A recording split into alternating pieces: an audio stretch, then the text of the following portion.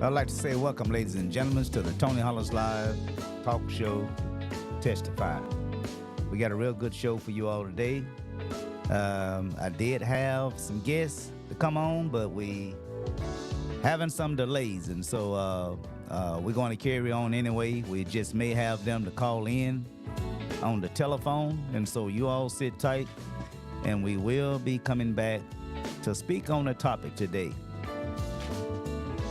That people who have experienced it, some type of gun violence in their family, who yet are waiting on justice and closure. And so that's what we're going to be talking about today. And so you all just sit tight, and we shall be getting this show started right now, okay?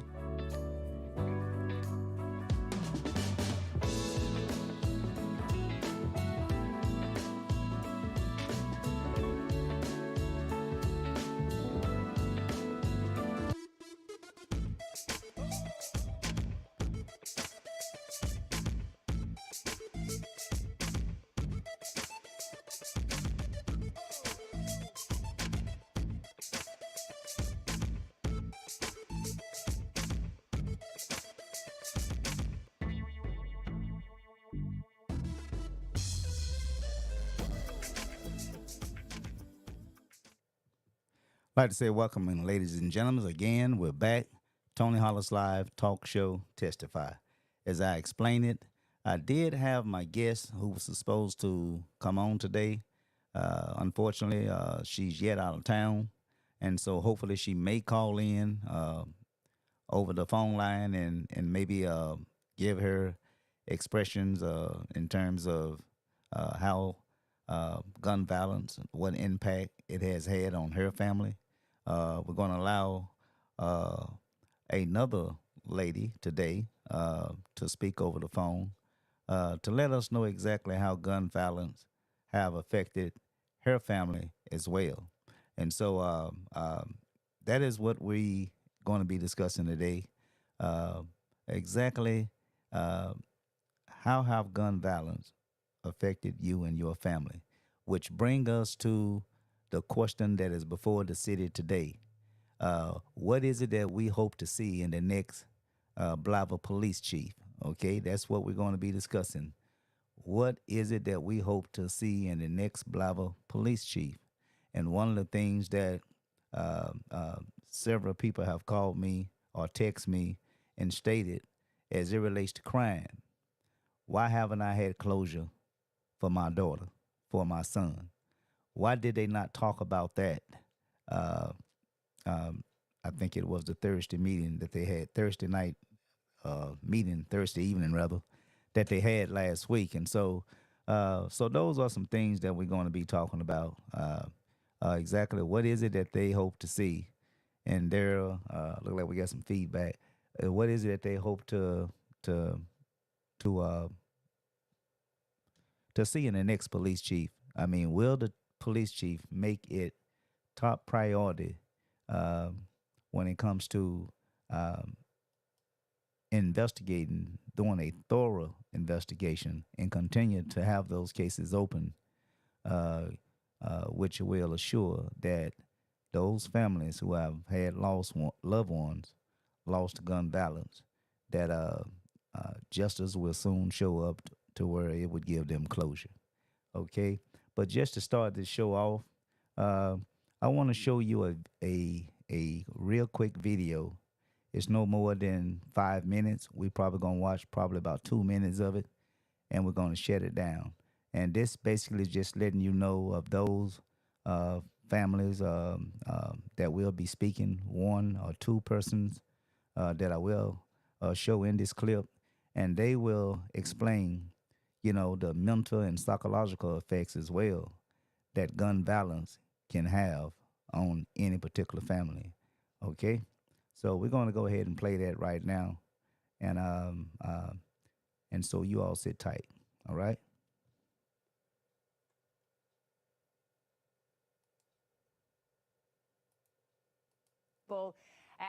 Who were asked to be present at that gun violence summit, therapist Ashley McGirt and the executive director of Bridging Cultural Gaps, Ayanle Ismail. You both have personal experiences with gun violence, so we appreciate you being here to share that with us.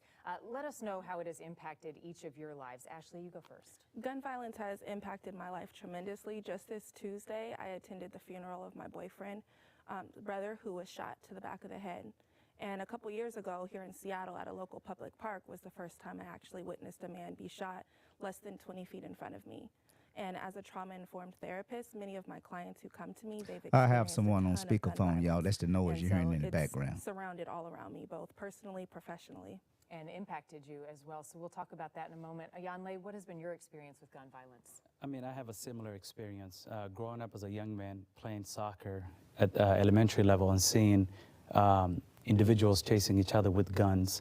And so that really, as a child, sticks with you for a long time. And really, it's something that we as society has made it normal. You know, having children get exposed to gun violence and folks who are, sometimes you see death around you. So definitely as a child, I've seen that. And also as an adult, I hear family members, friends that go through gun violence situations. So. And it's something that you can't erase from your mind once you've seen it. So Ashley, I want to talk about something that you brought up today during the public comment, which was the impact on a person's health who has either been involved in gun violence or even been a witness to it. What are some of your concerns that you see in your practice? My main concern is the impact of vicarious trauma that we don't often talk about. So just the impact that bystanders experience from being exposed to individuals who were a victim of gun violence and even hearing about it on a day-to-day basis, in which typically people of color know someone who's been shot or gunned down. So hearing that takes a toll on your body and manifests through what's called somatic symptoms, where you begin to have pains like headaches, stressors that manifest into chronic illness from heart attacks, high blood pressure, and strokes related to stress that actually end up leading to earlier your lifespan being cut short. Could it be compared to PTSD? I mean, are some of the symptoms similar, and do people often mistake it and not understand why they may be having some of these problems? It's definitely similar to PTSD, and it is a post-traumatic stress syndrome.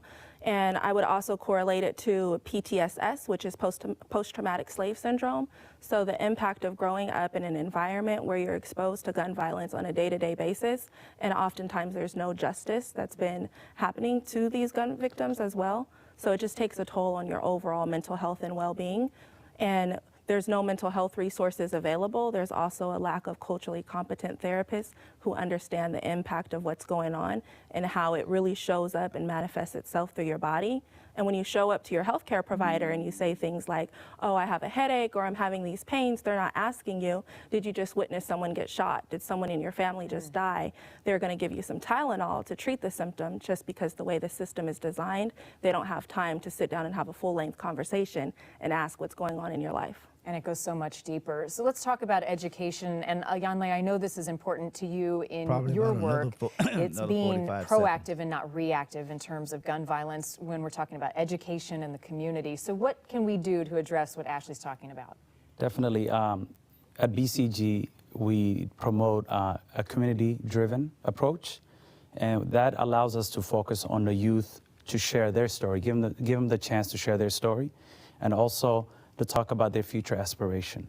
And one of the things that we also add to that is a cultural component where we value our elders, and we want to make sure that they're part of the support group, part of the healing, and part of the storytelling. And so at BCG, definitely we think the prevention piece and proactive piece is that community-driven approach. And there are a lot of organizations out there doing great jobs, wonderful job in terms of making sure that we are proactive and not reactive to gun violence. Today's summit was so important, I know, for both of you. Okay, ladies and gentlemen, we're going to cut it off right there. And we're going to go ahead and prepare for my guests. They're on speakerphone. That's the noise that you was hearing in the background. And so I'm going to bring them on right now, and hopefully then we'll come back, hear from you. If we have any questions, I give my commentary, and we'll call it a day, okay?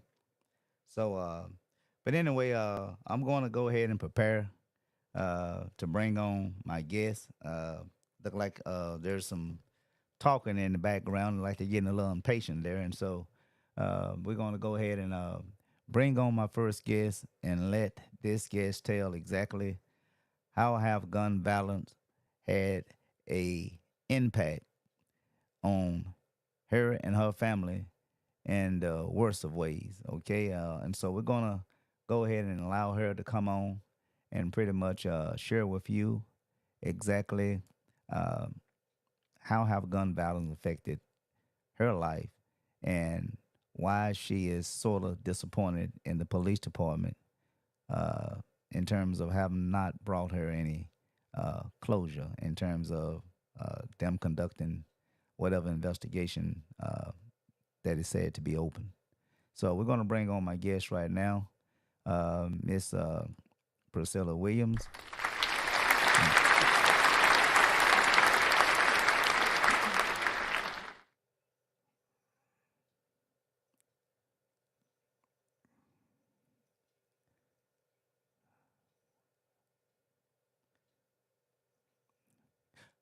Well, tell us a little bit about your daughter. I mean, when did this gun violence occur? What year and exactly what location was it?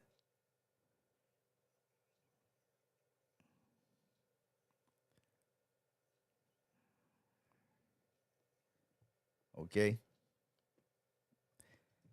And just walk us through it now. What actually happened on that offer day? I'm pretty sure it was offer for you.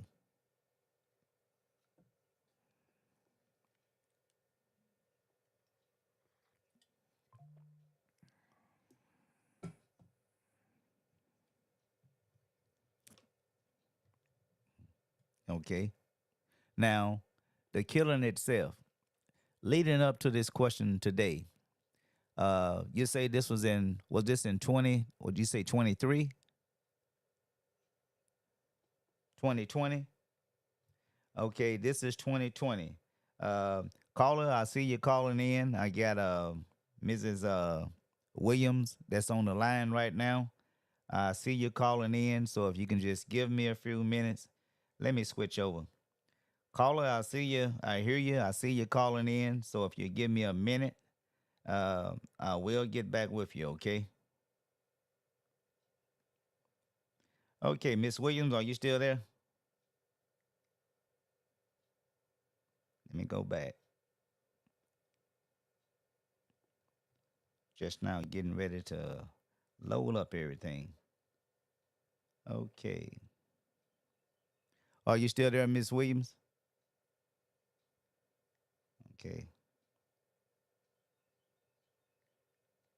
Mrs. Williams, are you still there?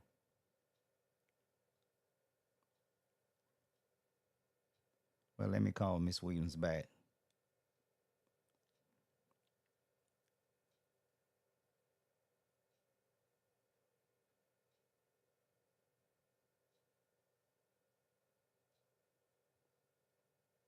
Are you still there, Mrs. Williams? Okay, well, we back now. I had a call that was coming in. Um, I think we dropped off to where you had stated. I was asking you exactly what year that your daughter, I mean, that she was shot. Her life was taken. What year was that? 2020. So you're approaching right at 4 years now. So in that 4 years, what communication, if any, have you had with the local Blythe Police Department? I mean, have you heard anything in terms of whether the case is still pending, whether it's still open, whether it's closed? Have you called and asked anyone, whether it's the mayor or whether it's the chief or what? Exactly, have you asked them, is this case still open? Have you asked them that? Did they tell you that? So what make you think the case is closed?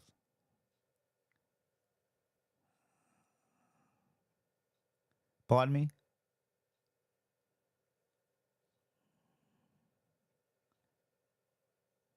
Also, in other words, there has been someone arrested. There has been someone who was taken into the judicial system in terms of giving a court date, and that person was brought to trial.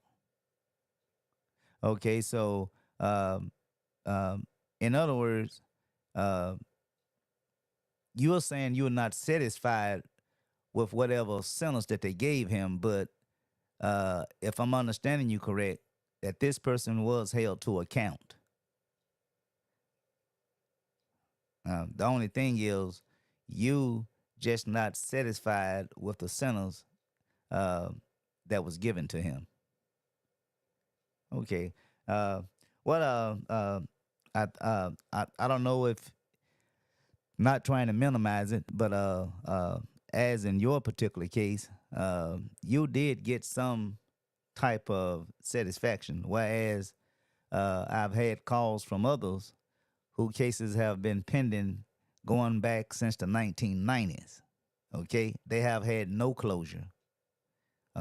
No one has been brought to justice, and so those there's been 2 or 3 people called me in the past. So those are the ones that we actually trying to shine the spotlight on, not trying to minimize your case or what have you, but glad to know that you got some form of justice.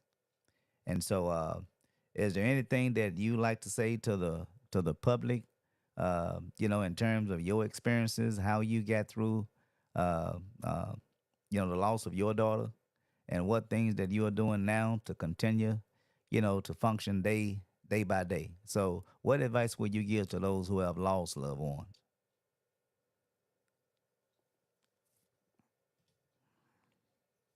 I imagine it is.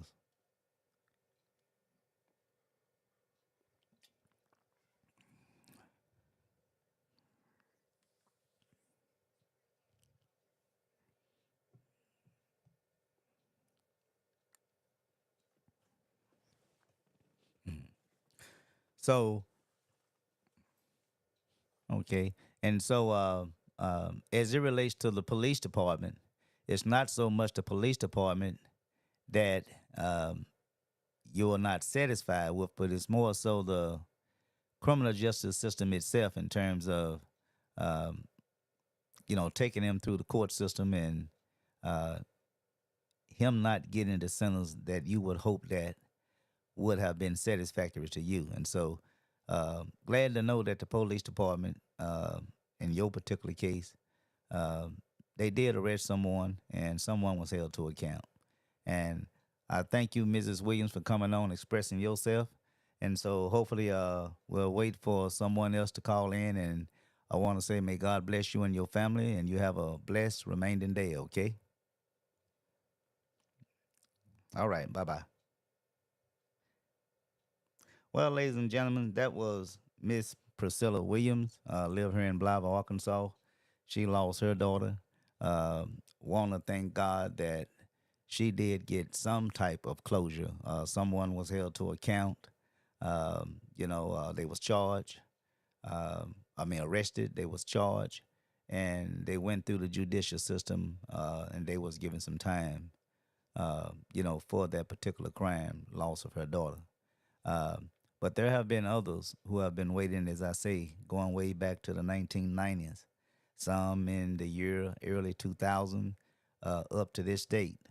And I just like to pause for a minute and say to, our young people, and the parents, of course, is that when you take it upon yourself to want to settle your differences by taking a gun and taking the life of another person, another human being, when you shoot and kill that person with not even a thought of knowing that that person has a family, that man or that woman, she has children, that boy or that girl, she got a mom, she got a dad, she got grandparents, she got siblings. So young people, when you go and take a gun and you decide to take another person's life, you kill that whole family. You do know that, don't you? And for some families, they grieve longer, some not so long, but in any case, you bring pain. You bring severe pain to that family. So let's kind of bring it down, young folks.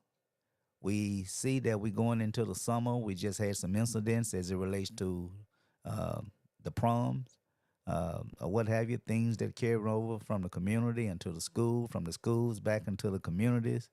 And these things end up being at the gas station, community store, department store. In this particular case, I understand that there was some disturbances during prom night or after prom night, prom party or what have you. And so let's make sound, intelligent decisions, young folks. You're not ignorant. I'm sure many of you was raised well in terms of knowing right from wrong, and just realize when you take that person's life, okay, you not only killed your life. I mean, your life is over. You're looking at 15 to life. Okay, your life is over. But you also have killed the life of every person that was attached to the person that you killed. Okay? So hopefully we did get a call to come in. Hopefully that person, let me try to call them back right now. And we will see. I'm getting a call to come in now. Look like y'all bear with me here. I'm working on two phones here. Working on two phones, but that's not it. Well, let me try to call this person back who called in earlier. Let's see what we got.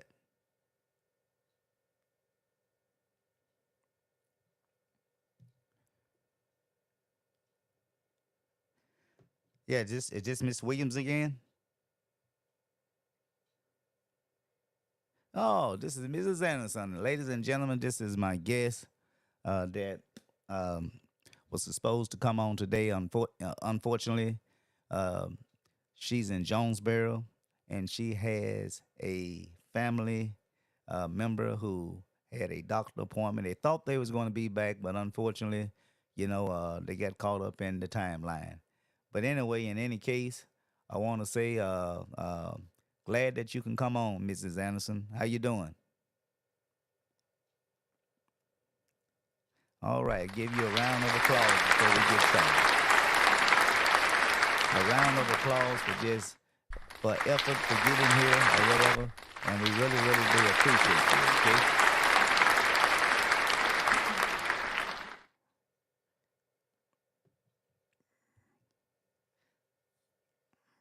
Well, you didn't miss anything. Yeah, well, you didn't miss anything. We're just getting started. Actually, we had some technicalities there trying to get people connected.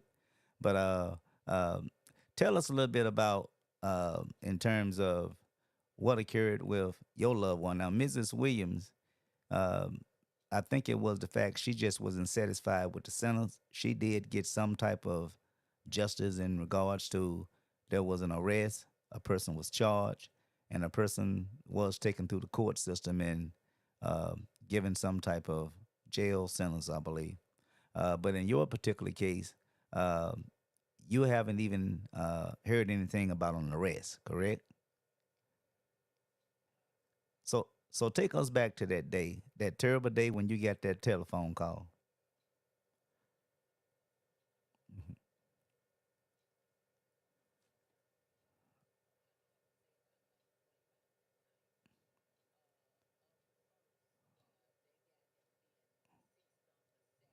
Uh-huh.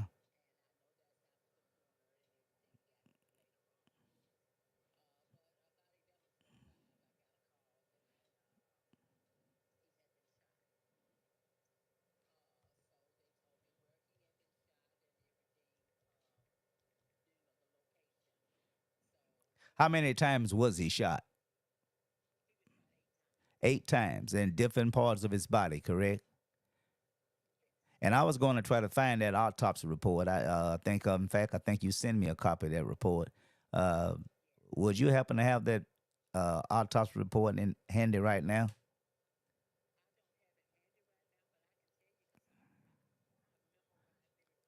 Okay, go ahead. But he was shot multiple times. Okay.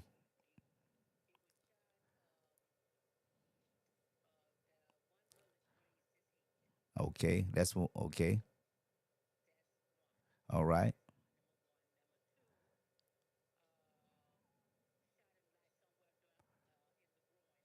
Okay,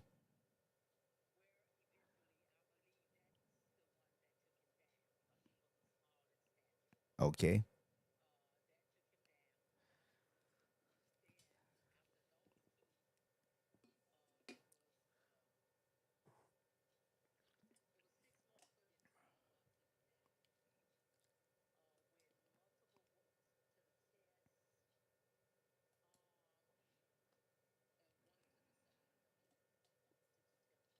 Uh huh.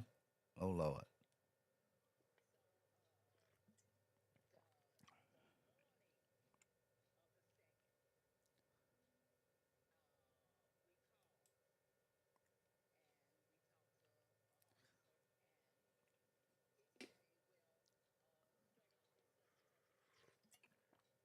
Now this is the officer you're talking to. A high-ranking officer tell you that the shooting is justified. That sounds that sounds kind of crazy. It's kind of like it's the Wild Wild West, back in the cowboy days, where they make the call right there on the spot. But in this day and time, we got a judicial system. It seemed like there would have been an arrest. This person would have been charged, and this person should have went through the court system, and the court should have been the one. Uh, if a jury was being placed, or if it would have been a bench trial, that decision should have been made in a court of law. But as I understand you, that the decision not to hold anyone to account in terms of charging anyone, that come from a police officer, a high-ranking police officer. Detective or a police officer? Was it a detective or a police officer? Also, in other words, I mean, was he a captain as on patrol, or was he a captain in the detective department? Okay, go ahead. Okay, go ahead. All right. All right, go ahead.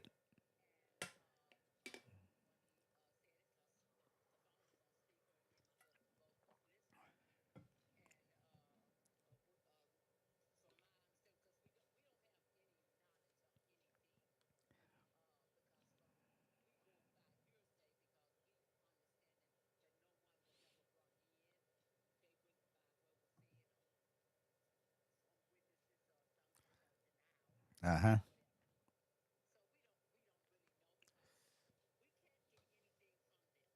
Hmm.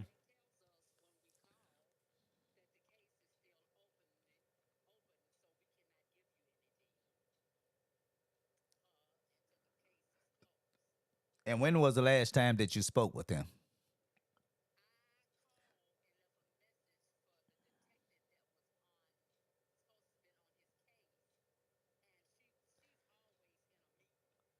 I mean, when was the last?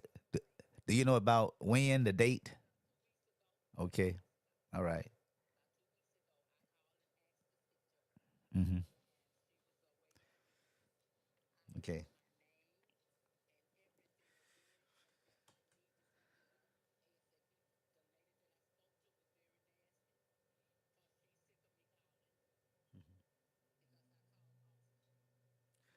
So you're trying to get some information about your grandson, and they beat you getting attitude. Oh, that's terrible. Go ahead. Okay.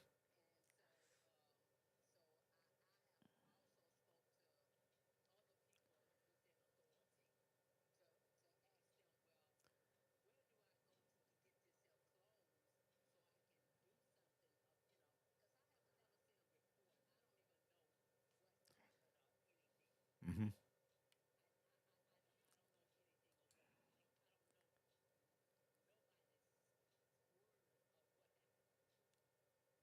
Okay. Okay. I'm looking at my board now. Looking at my message. I get a message. Can't hear the caller speaking, and you are showing on split screen. Um, I got to get that down. I got to take that off on the split screen. But go ahead on, Mrs. Anderson.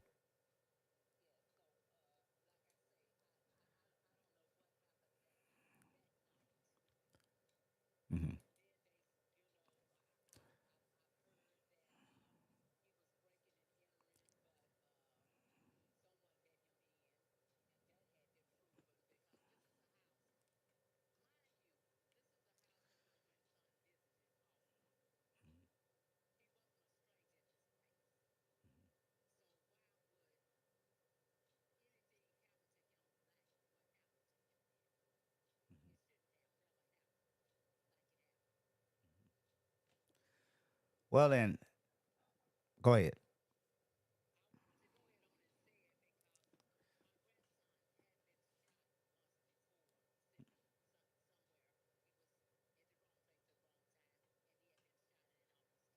Mhm.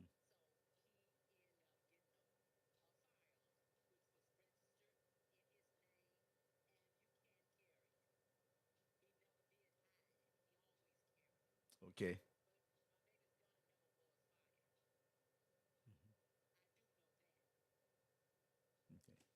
So,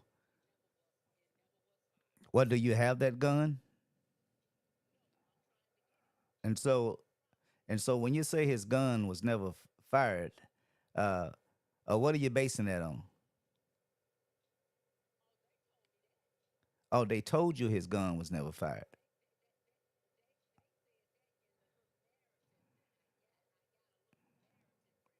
Okay.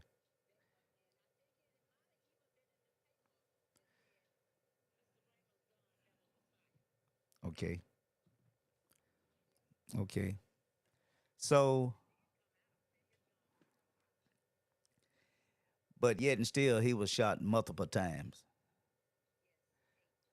So, if his gun was never fired, I don't know if it was exposed to these other folks that he uh, was confronted by.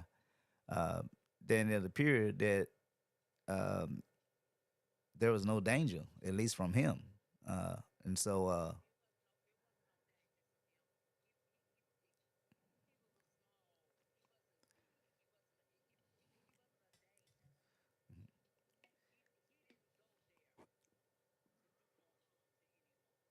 mhm. Also, he was lured to that. He was lured to that particular area. You believe for with the intent to do harm to him.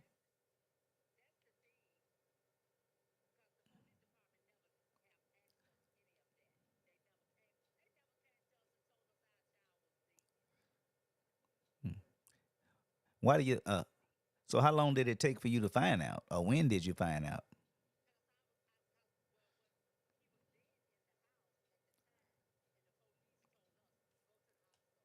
Uh huh. Go to the hospital. Hmm. Although your grandson, was not out there, was it? But they told you to go to the hospital.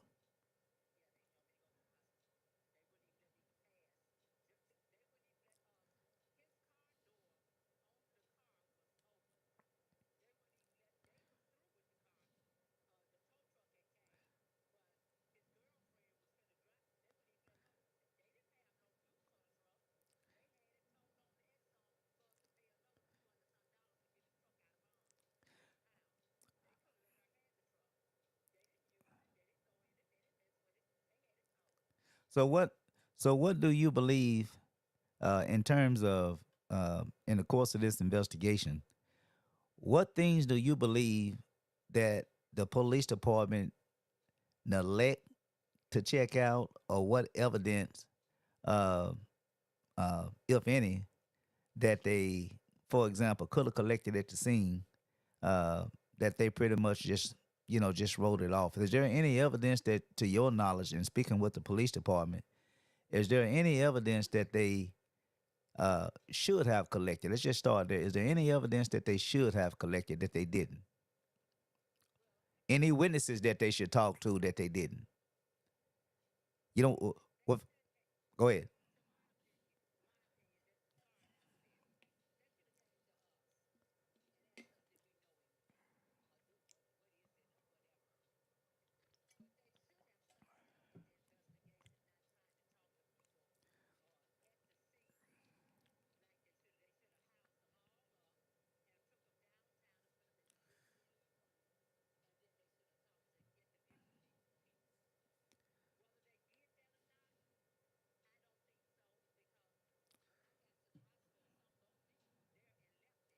Hmm.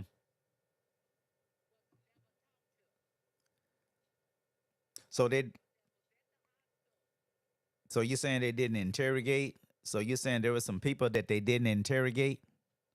question or whatever?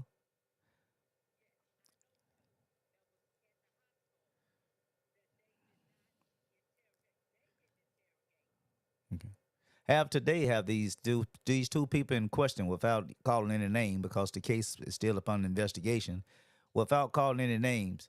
To your knowledge, have these two people uh, uh, been brought in for questioning? Okay.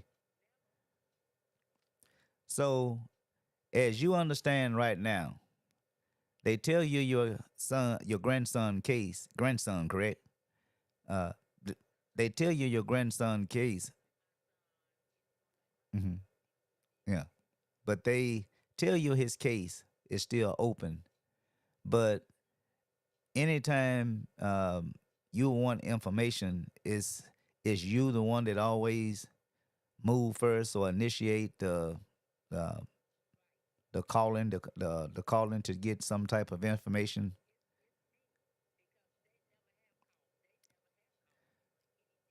So who's the lead? Who's the lead investigator on this case? Detective Grimes. That's a he or she. Is she still on that case, or has that case been moved from her, or what?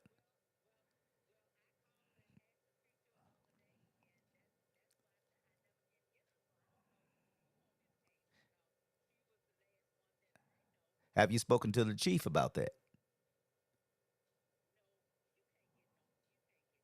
Yes.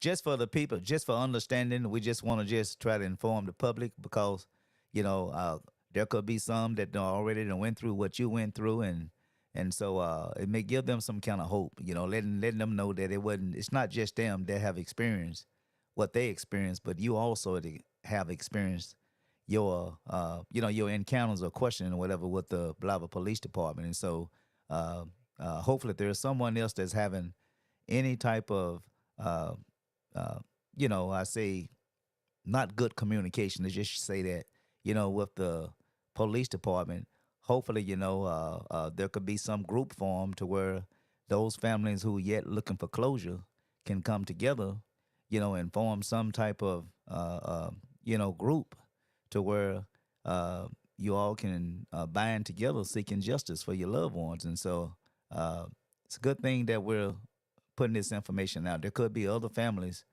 uh, here in Mississippi County, not just Blythe, but Mississippi County, who probably are experiencing the same things that you're going through now.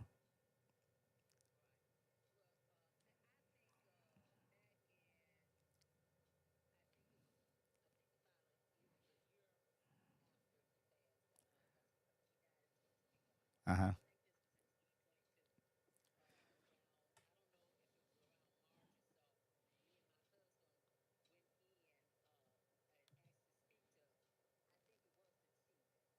Mm-hmm.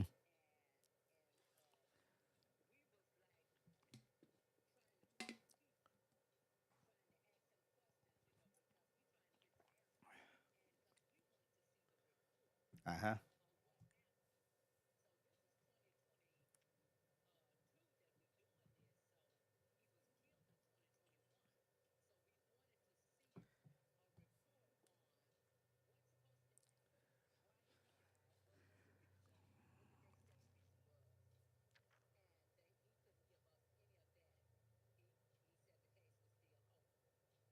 Okay. And this is just the captain of the chief.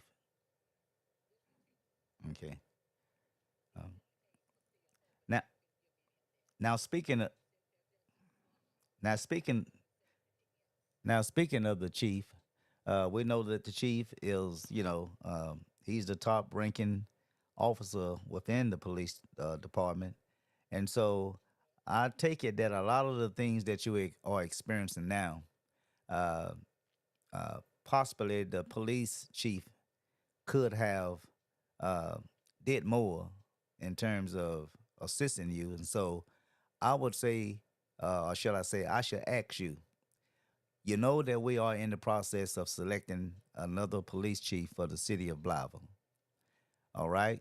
So, uh, what would you say to the next Blythe police chief in terms of making it top priority of investigating some of these cases that we just have to call for what it is, that done went cold turkey. So what would you say to that next incoming chief when you asking him to make this case a top priority? What would you say to the next incoming chief?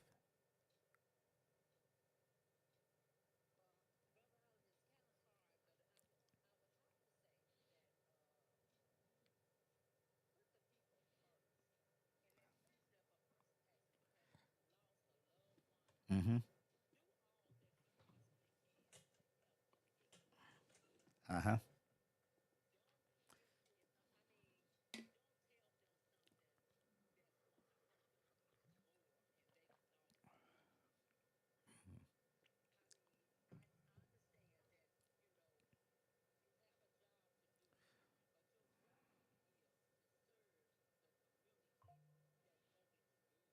Mm-hmm.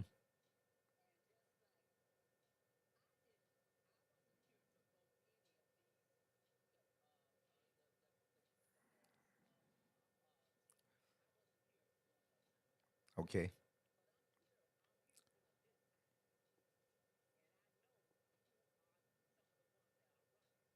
Mm-hmm.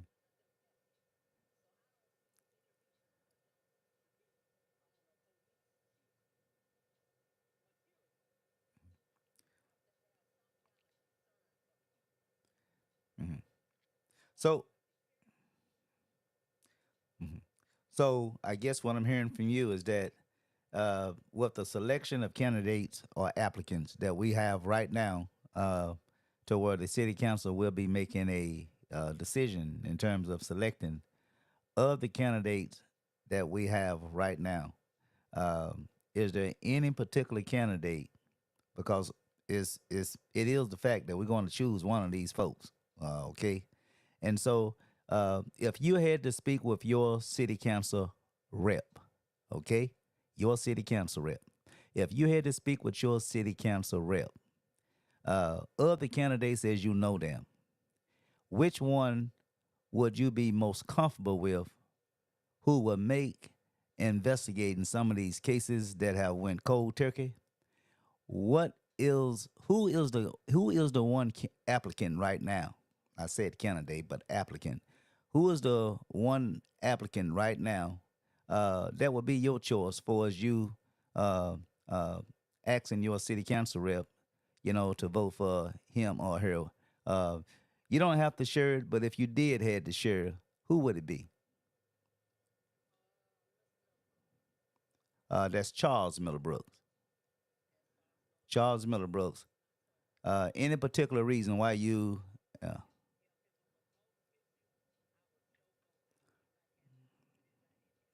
Any particular reason why you choose Mr. Charles Miller Brooks? Uh huh. All right. Mm-hmm. Okay. Okay. Well, all right.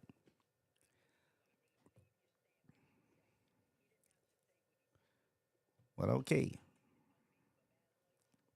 All right.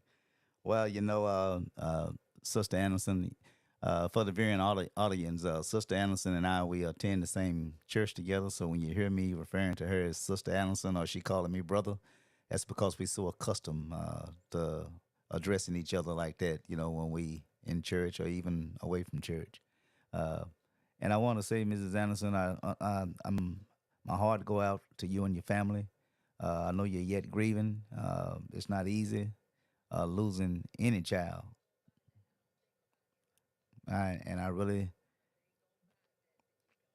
And I really feel you on that. I really do. I really feel you on that. I've had family members that I've lost to gun violence as well, and so I mean I feel you on that, and I want to say that if there's anything that I can do to help you along the way, all you got to do is holler. All right, and I appreciate you for taking time coming on, and you drive safe home, okay? Okay, now, bye-bye. You too. All right. Well, ladies and gentlemen, that was Mrs. Kathy Anderson. She lived here in Blauville. As you heard, I think, 2021 is when she lost her grandson to gun violence. There has not been an arrest made. In fact, as you heard, she stated that they told her that, I guess from whatever they saw there at the scene, I mean, I don't know what they saw, but from whatever they saw at the scene or whoever they spoke with, they determined that it was a justified fighting, the Blauville Police Department. They determined that. You know, we only see those things in the Wild Wild West, you know, to where it's supposed to be a fair gunfight. You know, they out there wants to pull their guns and shoot at each other. And so when there's someone who's looking on or whatever, or the sheriff or deputy see something like that, you know, and say, oh, it's a good fair fight, so no charges to be made. We don't do that in a civilized, so-called civilized society that we live in now. You know, regardless of a person who may be totally innocent, whenever there's the case to where a person, if you will, is caught up in some type of altercation, in this particular case, gunplay, a person must be charged. Okay, that person had an opportunity to make bond. That person will be given a court date, and that person will go into court and put on his or her case with their attorney, and that court will determine their faith to whether they are innocent or whether they are guilty. You know, and so we should never accept that.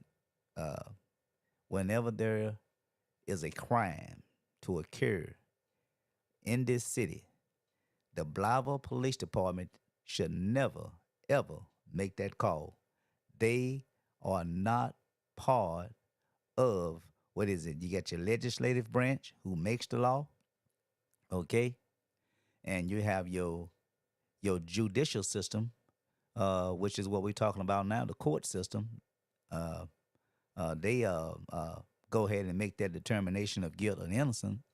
And then you have your executive department, you know, where we start getting off into our police department. You know, they are of the executive. They enforce the laws, what I'm saying. All the laws that are being written, adopted, and passed for you and I to comply with, the police department will hold us to account if we don't do that, okay? But the police department are not part of the judicial system, okay? They are of the executive branch, not the judicial branch, all right? And so those decisions in terms of innocent or guilt should not be made by police officers, all right? So we're going to go to the board right quick and see if we got any questions. If we do, you know, I'm not an expert. I try to answer if I can. If not, then I tell you that, okay? But we just got some folks. That's brother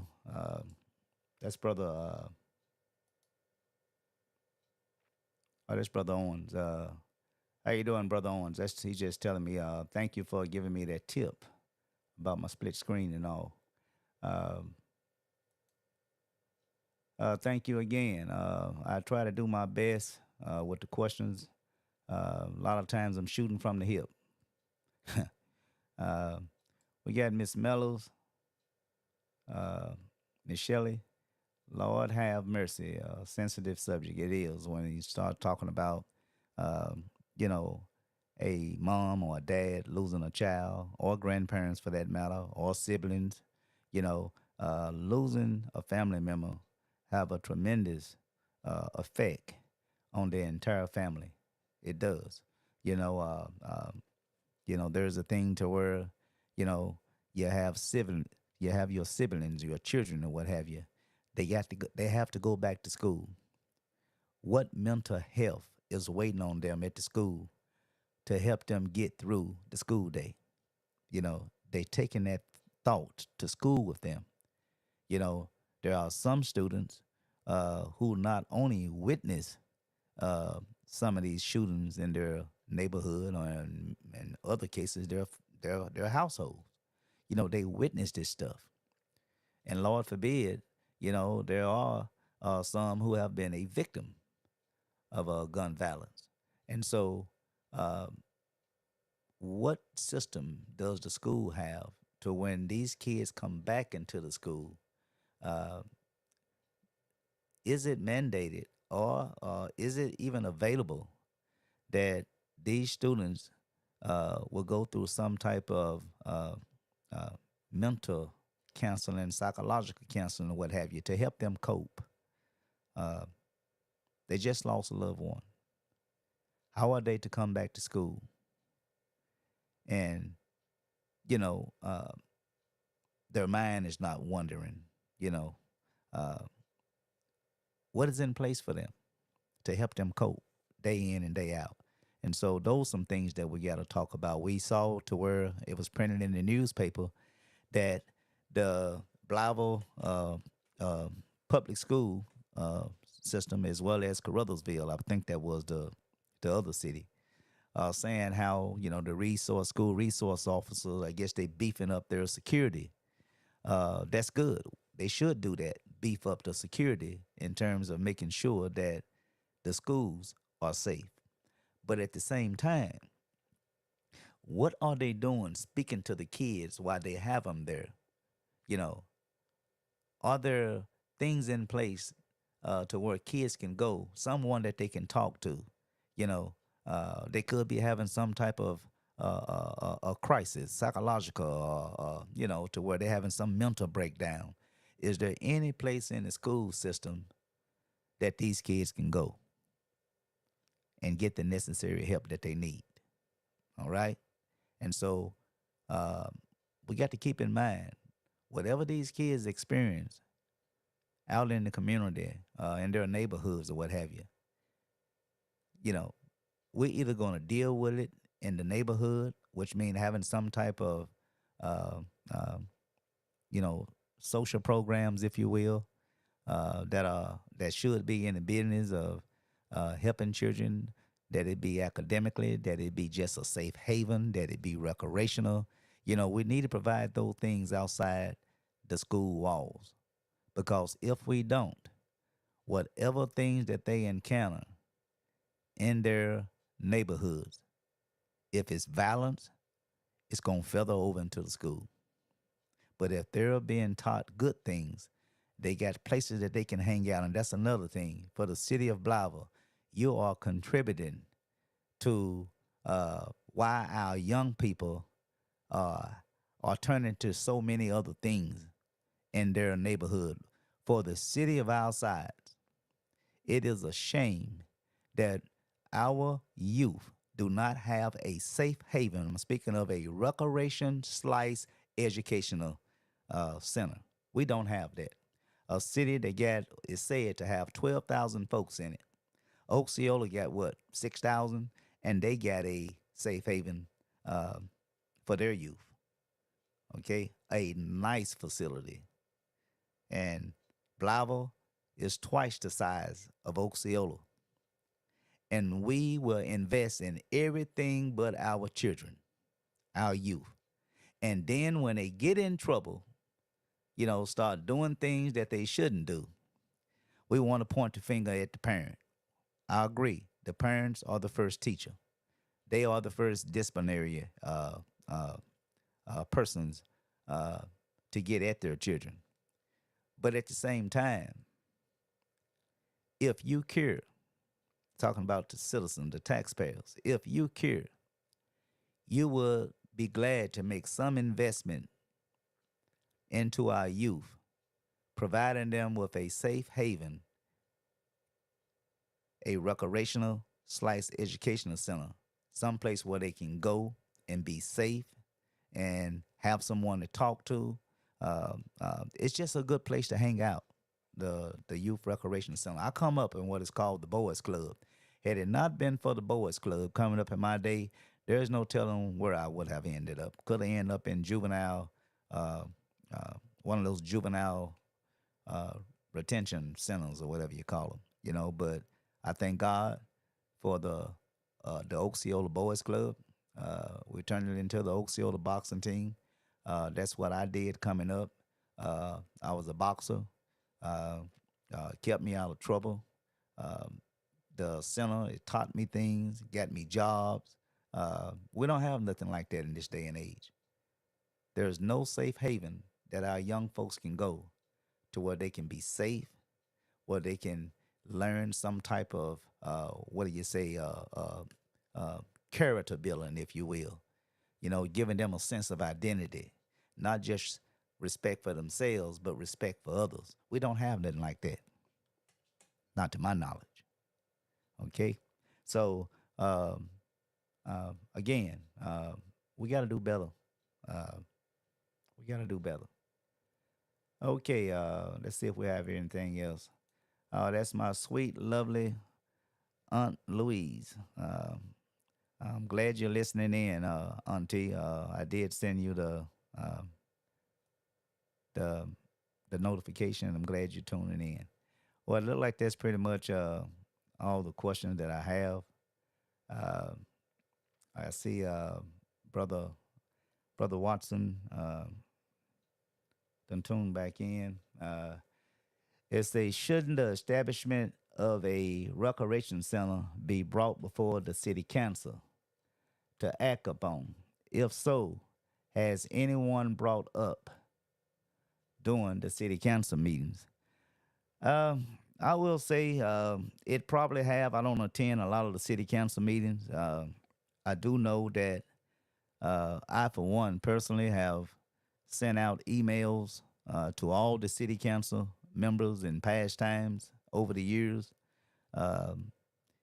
asking them to make an investment in our youth in terms of a recreation learning center.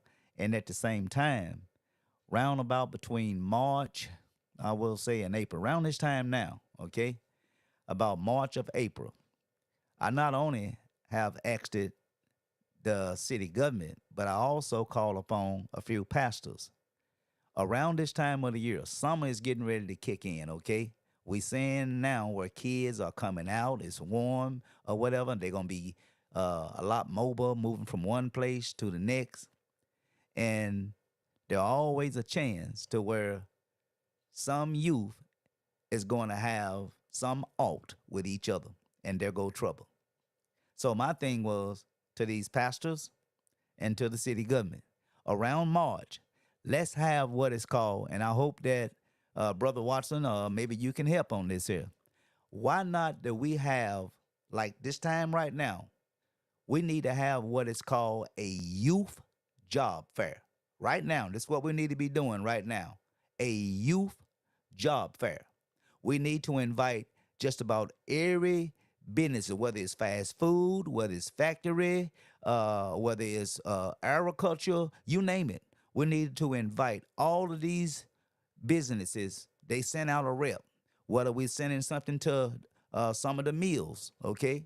We're sending some type of invite to the meals. We're sending an invite to some of the fast food chains, that it be Kentucky Fried Chicken, that it be McDonald's, who else we have? The pizza place. You know, we can send out these invitations to a lot of these businesses, having them to attend, to send a representative to this youth youth job fair. That's what we need to have right now. We need to have a youth job fair. And we need to have these youth to prepare themselves to come to attend these youth job fairs as well. And the part that the city can play, and hopefully the taxpayers, see, we should have been planning this here a year out. The city should be in a position to where it need to give some incentives to a lot of these small businesses or what have you, whether they're fast food, factory, agriculture, or what have you. Giving some incentive It could be something as simple as a tax break. Okay, it could be something in terms of if it comes to that. We do own our water. Okay, it could be giving them some type of water incentives. For hiring so many of our young people at their businesses, and so there are things can be done. Now, the recreation center, like I say, that is a big project. I don't see why that the citizen would not want to invest in his youth. They should. Osceola just passed its tax just a few months ago, and they are in a position to do great things in terms of providing recreation for their youth. Okay, but Blytheville, we looking at the real end of Osceola. They leaving us behind, and so that's just my little 2 cents of what we can do for a start. Let's put our youth to work. We teaching them self-worth. We keeping them safe, and at the same time, we giving them the opportunity to put a little money in their pocket, helping out mom. Now mom is happy, dad is happy, to where a son got a little money in his pocket now, or daughter got a little money in her pocket, and so they can contribute to maybe buying some of the things that they desire to have. All right, so that's my 2 cents on that. All right, it say as Brother Watson again. It say, I like your idea, proposal, and they are doable.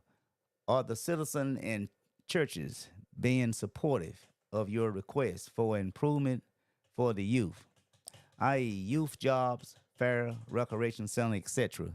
It got to the point to where I wasn't getting a favorable response from the city or the pastors for that matter. And so it just got to the point to where, as Lord rest his soul, Ross Perot, he was a candidate for president at one time. And even he said something that struck me. He said, sometimes you just got to shut up. I'm paraphrasing, of course. He said, sometimes you got to shut up. He said, you're just like the little old lady down in the basement. For those of you who know where a basement is, it's underground, okay? If you live up in the cities and you have a basement, basements are built underground.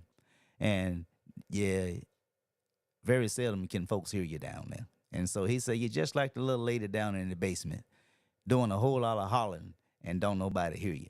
And so I say that to say that I'm just like that little lady who was down in the basement. I was doing a whole lot of hollering about jobs and this, that, and other for our youth until I realized that, hey, either they don't hear me or they hear me and they don't care. And so for those reasons, I decided, to do what most other people do and just say, oh, well, let me keep it moving. But hopefully, we can get back on that. All right. Well, ladies and gentlemen, it seems like that's the end. We're down at the bottom of my QA. And I want to say again, I want to thank Mrs. Williams for coming on, sharing her story.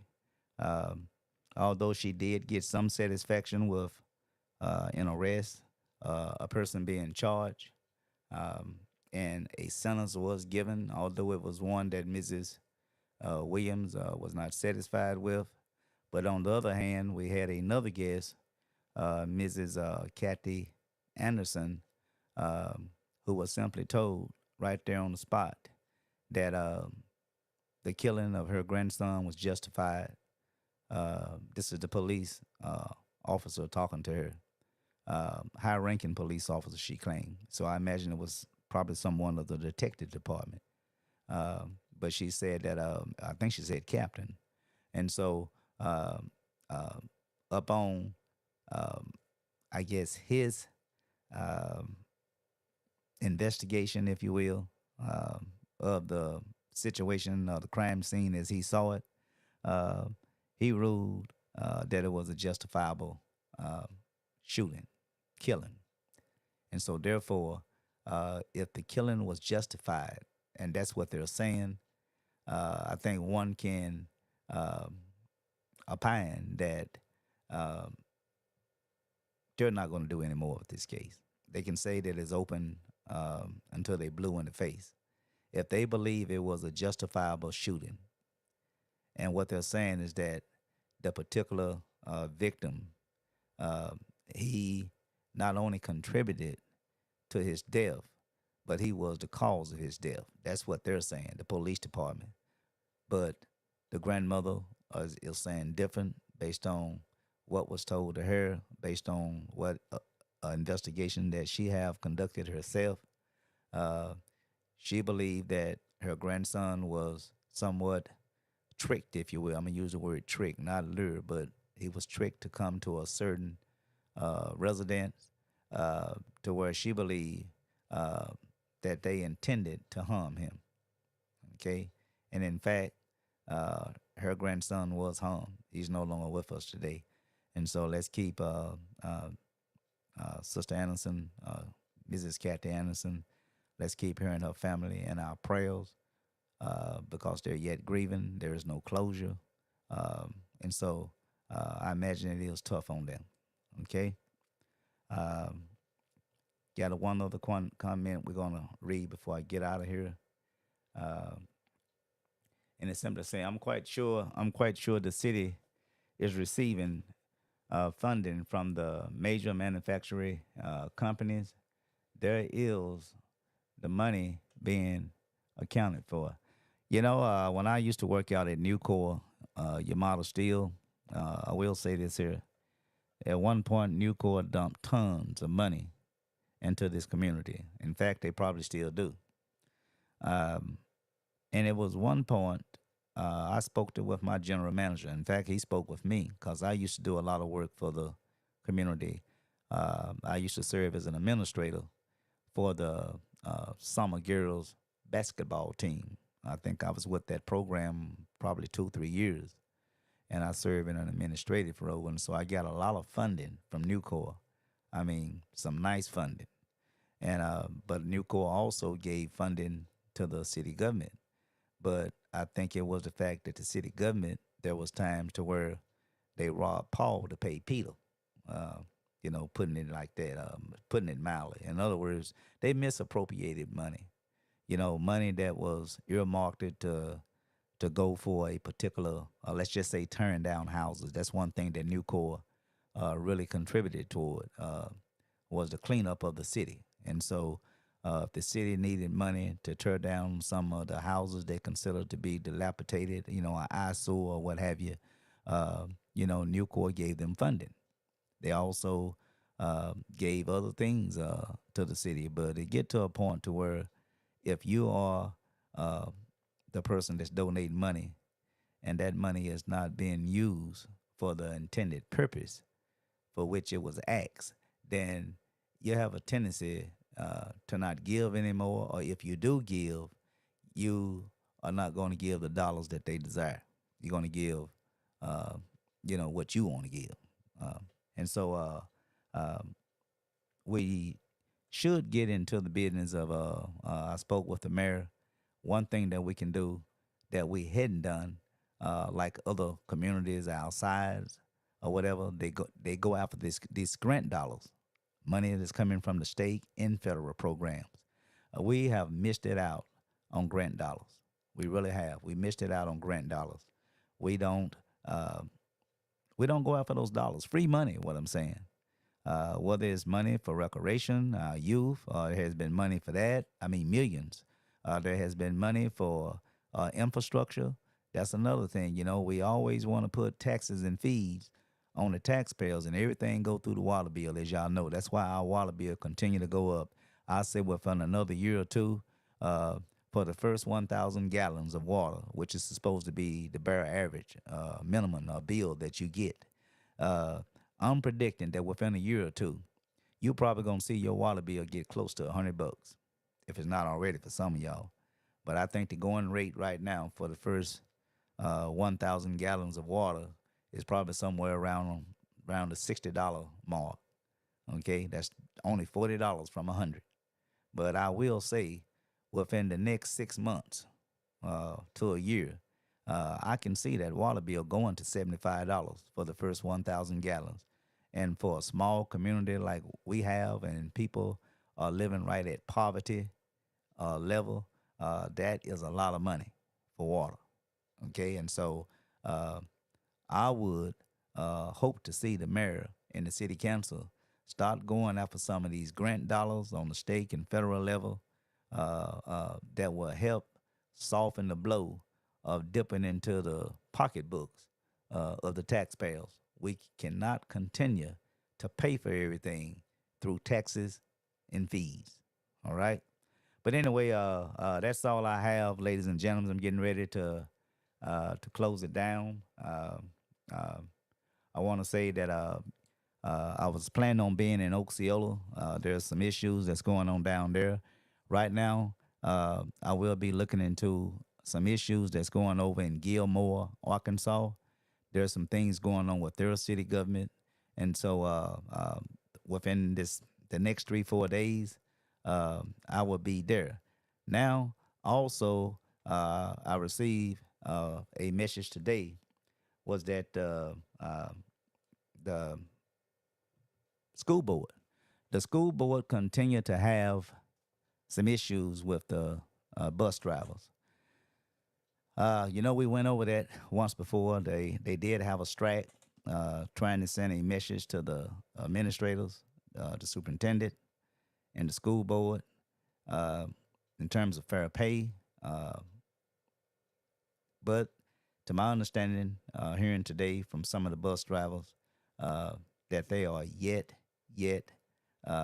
being treated unfairly. And in fact, there's people that has been hired, according to them, to where it's on the same lines of what was happening down in Osceola, Arkansas. Nepotism, okay? That's what was given to me today. Now, mind you, this is an allegation, okay? This is not any factual information that I have investigated. I'm only reporting what was given to me today, that our bus drivers are unhappy because they're being treated unfairly. And they mentioned some things to where certain family members, friends or what have you, but more so family members are being hired to work for the Blythe school system. They're being allowed, as it relates to the bus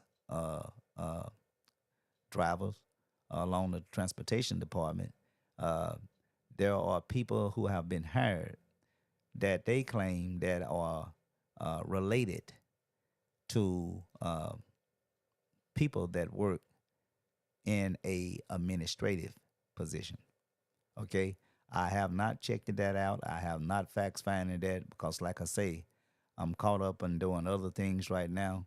But I want to say to the parents, especially you parents that don't have an automobile to drive your child to school, it's your interest that you get involved. Call your school board representative, and in calling your school board representative, whatever factual information that you have in your possession, you need to share that information with your school board rep. Get to know who your school board rep is, okay? We got, 8 school zones. And of those 8 representatives, one of them yours. You need to find out who it is if you don't know. And you need to meet with them. You can meet with them as a group. You can meet with them individually, or call them on the phone for that matter, and let them know that, hey, these are the things that are occurring in our school district that we believe that is non-compliance when it comes to policy and when it comes to statutory law. We want you, Blythe School Board, we want you to take these facts, okay, examine these facts to see if these set of facts that we are given to you, do these set of facts, are they inconsistent or are they in conflict with Arkansas statutory law. Okay? And if there is a case to where there's some inconsistency between what is going on as how it compared to facts, if there is some inconsistency or there's some conflict in those set of facts, then the school board need to convene a special executive meeting, and they need to talk amongst themselves after examining the allegations that has been presented. They need to go over those allegations, compared with policy, compared with statutory law, and if there's some inconsistency or if there's some conflict between facts and law or facts and policy, then the school board should ask that an investigation be conducted into those allegations. Okay? So that's the best advice I can give right now. Again, you all catch me again. There is a scholarship program. I didn't have time to bring it up. I'm just going to read the scholarship. For those of you who ain't got a lot of money, you know, if you like most of us that come up, we barely had enough money to put ourselves through college. And now we have our youth that's coming up. And I'm telling you that you definitely need to take advantage of any kind of scholarship program that is out there, that is designed or for the purpose of helping you with your child getting into college. Okay, and just real quickly, I want to give you this. It was sent to me this morning. I don't know if it was sent to me through an email or was it sent to me. Let me go to my messages. Okay, here we go. But this was sent to me this morning. This morning. Okay. Here we go.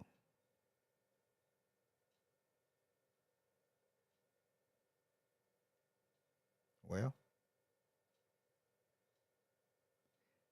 I just had that. But it was sent to me this morning, and I can't find it now. Let me go back to my messenger. I can't find it now, but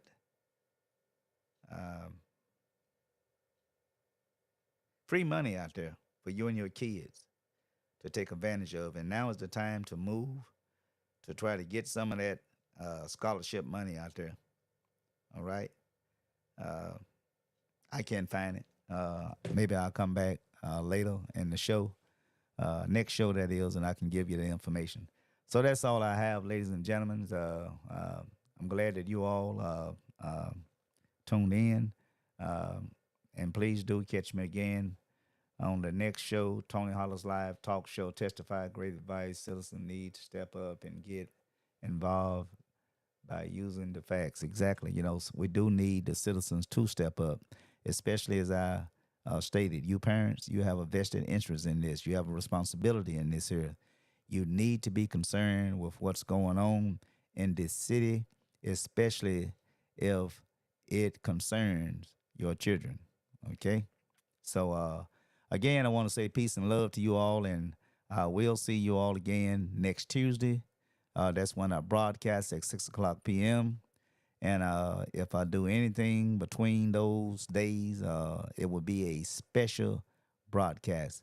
But keep in mind, my target date this year for doing my shows are on Tuesdays at 6 o'clock. So I want to say peace and love.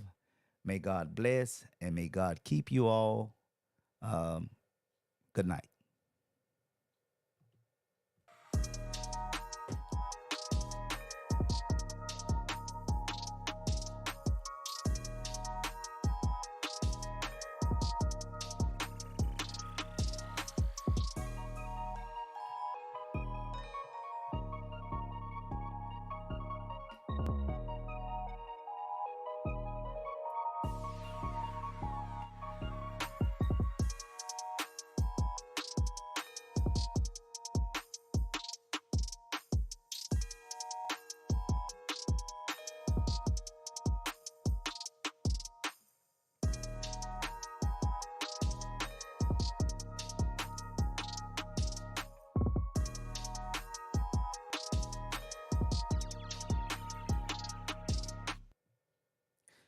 And please do jump over to my YouTube channel and please subscribe. And when you're there, hit that notification bell where you can get all of my broadcasts when I go live.